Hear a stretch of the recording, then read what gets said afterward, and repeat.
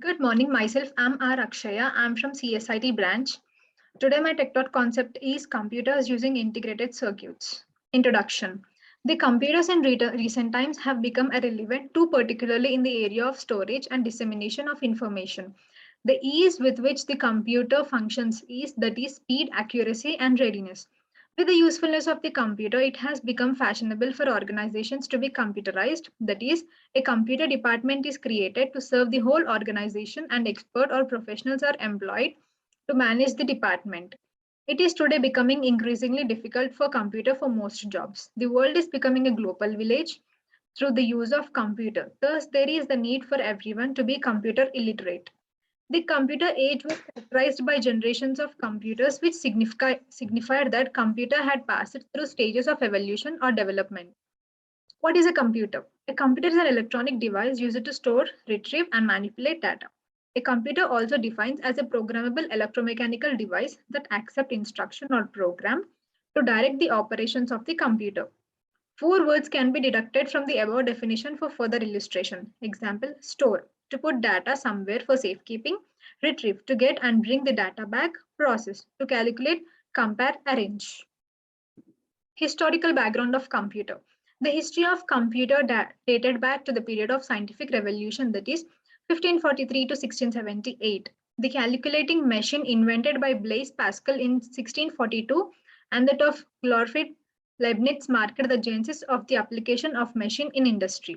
This progressed up to the period 1760 to 1830, which was the period of the Industrial Revolution in Great Britain, where the use of machine for production altered the British society and the Western world.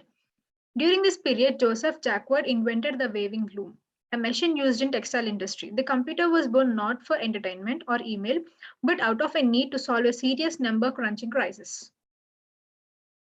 By 1880, the United States population had grown so large that it took more than 7 years to tabulate the US Census results. The government sought a faster way to get the job done, giving rise to punch card-based computers that took up entire rooms. Today, we carry more computing power on our smartphones than was available in these early models. Charles Babbage designed an analytical engine which was general computer. It helps us understand the growth and progress of technology to the times. Early history of computer. Since the evolution of humans, devices have been used for calculating for thousands of years. One of the earliest and well-known devices was an abacus. In 1822, the father of computer, Charles Babbage, began developing what would be the first mechanical computer. Then in 1833, he actually designed an analytical engine which was a general purpose computer. It contained an ALU, some basic flowchart principles, and the concept of integrated memory. Then, more than a century later in the history of computers, we got our first electronic computer for general purpose. It was the ENIAC, which stands for Electronic Numerical Integrator and Computer. The inventors of this computer were John W. Motley and J. Presper Eckert. With times, the technology developed and the computers got smaller and the processing got faster. We got our first laptop in 1981 and it was introduced by Adam Orbis and Epson. Generations of computers. In the history of computers, we often refer to advancements of modern computers as generations of computers. We are currently on the fifth generations of computer. It describes that we have already 5 generations of computers, which describes as follows. First generation. This was from the period of 1940 to 1955. This was when machine language was developed for the use of computer. They used vacuum tubes for the first circuitry. For the purpose of memory, they used magnetic drums. So in this first generation, they used vacuum tubes as the circuitry. And the generation made the first move to the period of 1940 to 1955. Second generation. Here they advanced from vacuum tubes to transistor. This made the computer smaller, faster, and more energy efficient. And they advanced from binary to assembly language. Binary language, which a computer understands in zeros and ones. So the advancement from binary to assembly language has been made in the second generation. And here they used vacuum tubes replaced by transistors, which are a very small part, but played a major role in the generations. which made the computer smaller, faster in work, and more energy efficient. The computer used in this generation requires very less energy and smaller in space. The first generation used almost a room to cover the whole computer, but second generation made it very easy. When it comes to third generation, the hallmark of this period was 1964 to 1971, was the development of integrated circuits, which is our part of the concept video today.